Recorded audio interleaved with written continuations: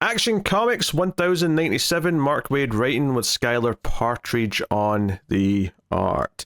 So, yeah, obviously still doing Superboy stuff. The cliffhanger last time was that Mary Marvel, Booster Gold, and Martian Manhunter showed up seemingly.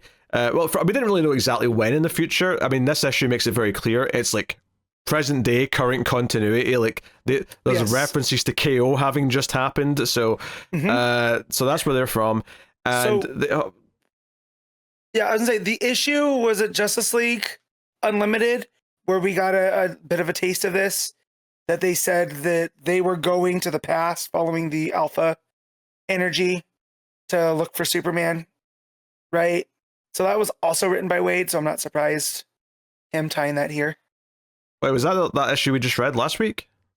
I believe so. I don't remember that. That was they had talked about who was there to deal with, or was it Superman or was it in Justice League? I can't remember. But it was on the Watchtower. Somebody had brought it up that this is where these three were going. And I was like, okay, so I believe you. Yeah. I do not remember it. Yeah. But they were in conflict with this. What I thought was a robot at the time turns out to be someone in a suit, as we discover this issue. Yeah, but one of the Time Masters, which is, despite loving Booster, that is a weak spot. I'm not, I can't, like Wave Rider and all those type guys. I'm not that familiar with it. So apparently this is Epoch, and he's one of the Time Masters, and he's trying to find Superman himself and absorb as much technology as he can to bring him down. Yeah, so they fight him for a bit at the start. He disappears though, and the bulk of the issue is very much the settling down, getting to know Superboy, them not realizing that they've went as far back as they have because Booster almost calls him Superman. Someone brings up Krypton in front of him, to which he responds, "What's Krypton?" And then all three of them in a silent panel just sort of have this awkward, "Ooh, we need to keep our mouth shut" face, which I thought was quite funny. So the one I love is Mary covering Booster's mouth after he goes, "Well, he will be all right. He can't," and he's about to say he can't die. Yeah. Right, because he's got to go to the future. So they're doing timey-wimey, and she, covers his mouth up. The three of them working together really reminded me of the Justice Gang in the Superman movie. Right? Okay. Except that Jean is more like Mr. Terrific, and then Mary's like Hot Girl, and then you got Booster and the guy Spot. And that convinced me so much that later in the book, when Jean takes his form and he calls Booster Michael, I got confused because no, you're Mike. Wait, you're not even Mr. Terrific. You're John Jones. I worked myself into a shoot here, because it was working like that. I only say that to just show how silly I can be. Yeah, that's just all on you. I don't think that's on absolutely. the book. Oh no, not absolutely. That's just on me being silly but I did love their interplay, and it felt like the Justice Gang from the movie. Well, yeah, I mean, if anything, I still thought they told them too much, though, in some ways, because they sort of started explaining who they all are and their backstories, and we're from space, from the future, blah blah blah. I mean, Martian Manhunter straight up says, "Oh yeah, we're from a team called the Justice League," and I thought, I feel like that's still too much to tell them, but all right, okay, whatever, I'll roll with it. I did like though, their interactions with them. I liked Booster saying, "Oh, I'm like a beloved hero," and then just the off-panel sort of like coughs and ahms from the other two, being like, "You're not that beloved. Stop telling lies." Well, he goes, that sort of thing is charisma superpower, and one of them goes, "No," and just a flat no. I love that. Yeah. So again, they've got the Krypton mention, which really made me laugh. So I liked all this quite a bit. Even them saying, "Hey, we kind of need to speak in private. Could you not use your superhearing to listen to us?" And Clark being like, "Yeah, sure." And in his narration, he's like, "I really wanted to, but I promised I wouldn't, so I didn't." But they have to be able to talk without him hearing because they have to talk about why they're here and who he is, and they all get into their civvies. Although notably, Booster doesn't Mary just says Shazam. She becomes civilian Mary Marvel. Jean shapeshifts into John Jones, and Booster's like, "This is what I always wear." So straight to the souvenir shop for his merchandise. And then he's wearing a shirt that says Future Scientist. Yes. And I was like, that could not be further from the truth. Yes. Not our booster. Half of it's right. He's from the future. Yeah. But that man is no scientist. Half of it. Also, when Mary says she'll say the magic word, and Clark's like, magic? There's no such thing as, and then she does it. And you're like, oh yeah, this is a Superboy that is just like, he doesn't even, like, he knows he's an alien, but he knows nothing about it. Right? So this is he's like completely blind to all of this stuff. So I think Wade handled all of that like this. It's not naivety, right? But it's like this like wide-eyed kind of wonder to these three beings that have showed up. Yeah, and when he takes them back to the parents, right, and it's like, oh, I was a little bit worried about how they'd react, but like, they take it in their stride for the most part. Like, they're getting kind of used to like weird people showing up with them, and like they talk to him on their own, sort of adults to adults, and Clark goes and texts the friends and says why he was missing and all the rest of it. But there's some nice moments here. There's a scene where Clark's on the roof and Mary comes out, and I didn't realize this before she said it, but she says something to the effect of, "Oh, I never pictured you with glasses," and it dawned on me in that second. Oh, she didn't know Superman was Clark Kent, and then she actually says that like a page later. Oh, I didn't. She actually confirms it, but it was a nice little way of like setting it up before she said it, and I'm like, oh yeah, why would she know who his secret identity was? So it's like, oh, I guess I get to keep that secret now too.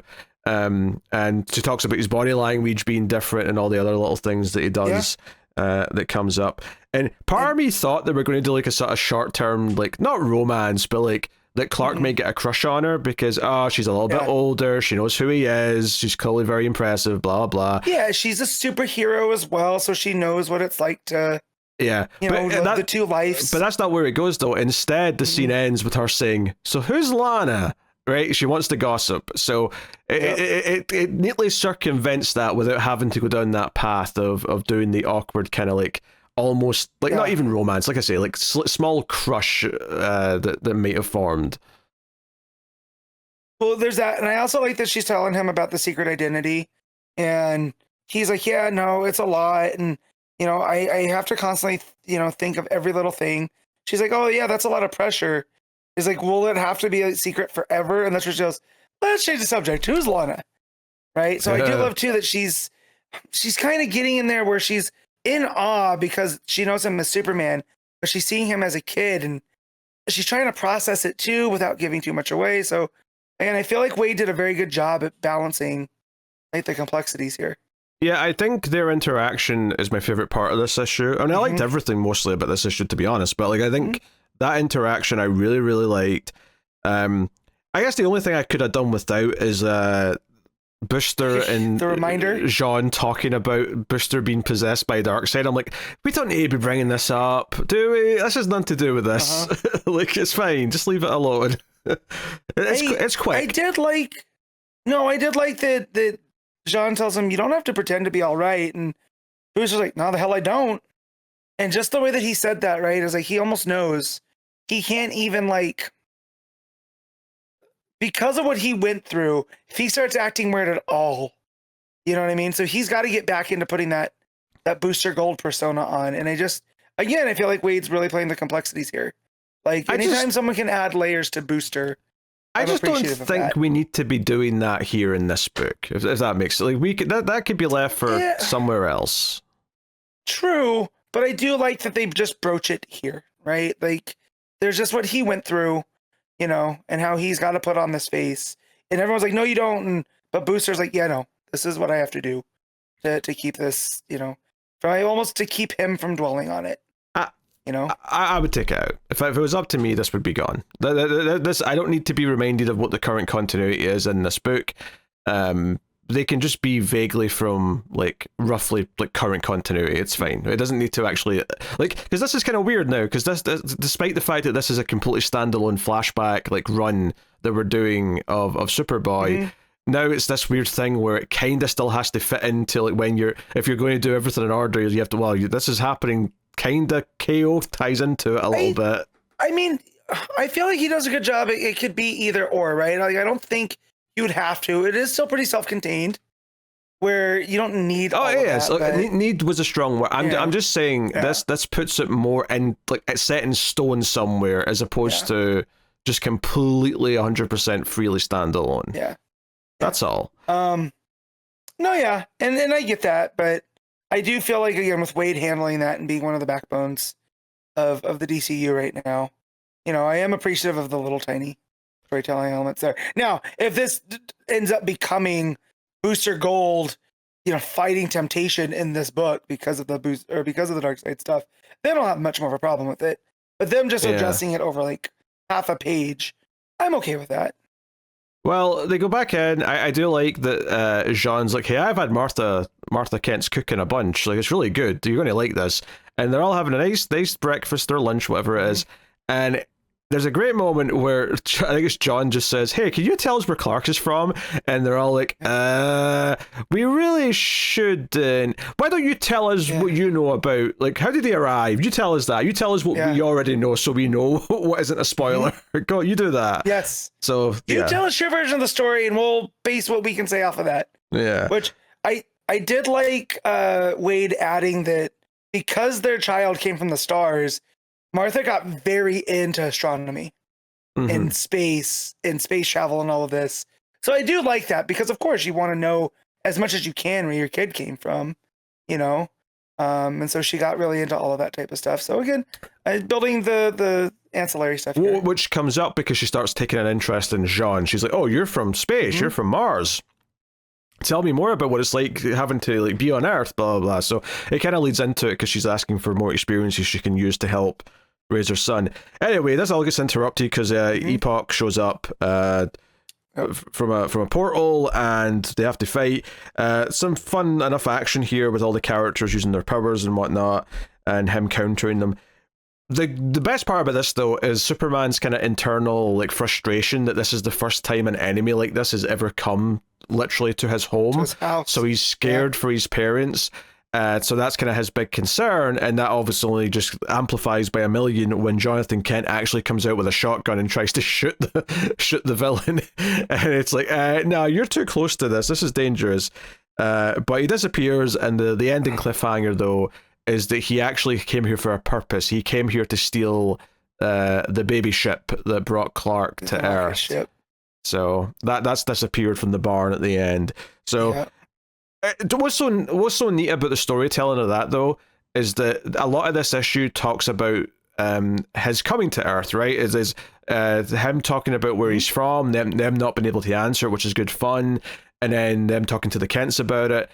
That all fit nicely in the moment when it was happening, and it was a nice exploration of, like, hey, they know more than they do, but they're having to, like, play coy and all that. But it was actually set up, it was foreshadowing, because this plot, wherever it's going, the villain actually wants that ship, that rocket ship, and so it was actually, it made the whole thing feel very cohesive at the end when that ended up being the motivation of the villain here. Now, what does he want with the ship? I mean, we'll find out what he wants with the ship later. We'll find out if it's going to power something for him or whatever it is. Doesn't really matter right now. But in the moment, this felt like a good cliffhanger, because it was like, oh, everything we've been talking about in this issue, except that KO reminder, was very relevant to where this was going. So I appreciate that, on top of it all being just kind of fun and really nice to have the characters have to, like, talk around things and whatnot. So... and this is way more interesting to me than the Legion of Superheroes, because I actually know these characters and like them. Yeah. No. And again, you're adding Booster in there because of the timey-wimey type stuff as well. So I think that fits, you know, with the Time Masters in here, versus if it was a Legion story and you're bringing, you know...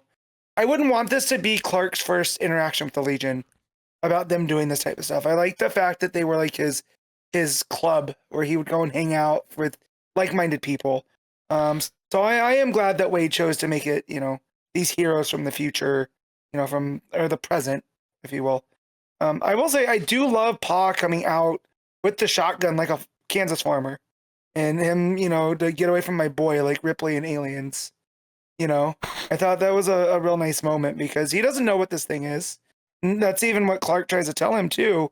So you don't know what you're dealing with, but just his dad instincts kicked in. You know, and he did what he would to save his boy. So seeing all that stuff play out as well, I thought was real nice.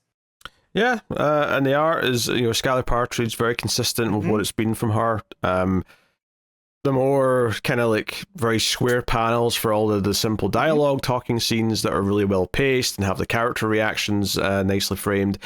And then you've got the action where things get a lot more angular, there's a lot more flying through the sky and things. But, obviously with having a green Martian, having Mary Marvel in her red, and then Booster Gold in the blue and gold, there's a lot more big colours that are bold that get to pop off the page with the colouring. So that's all very nice. So, yeah. Also, nice detail that I liked is that when he's texting Lana and Pete about like having to ditch them, right, because they didn't have an excuse, Lana's furious, but he says Pete didn't seem too mad, and we know it's because Pete knows what he's Superboy, so he's just like, yeah, it's fine, yeah, I'm sure you had something important to do. No big deal. It's okay, we all understand stuff comes up. Lana's like, what do you mean? Stuff always comes up. Aren't you bothered by this? Yeah. Lana, I think he's going through a lot. I think he's got stuff going on. It's fine. It's fine. Just leave my boy alone. He's going through it, right? Yeah. So real good stuff, man. If I have a hope here for the rest of this arc while these heroes are around, I kind of want them to meet Lana and Pete. I think I would have fun with them having to, because it's one thing meeting the Kents where it's like, oh, we can talk to them about who their son is, and just not reveal stuff about the future. It's another thing where they have to maintain the secret identity and like talk around it. It's like Jean can shapeshift, Mary's college age, and Booster. So like, what story does Clark come up with? Is like, these are extended family, is this, who are they? Why are they hanging out with them as a teenager?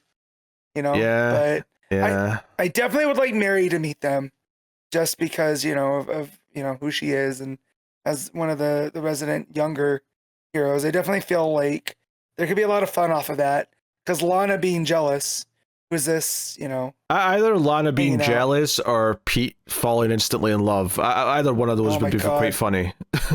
Yes. So who's the brunette? She from here?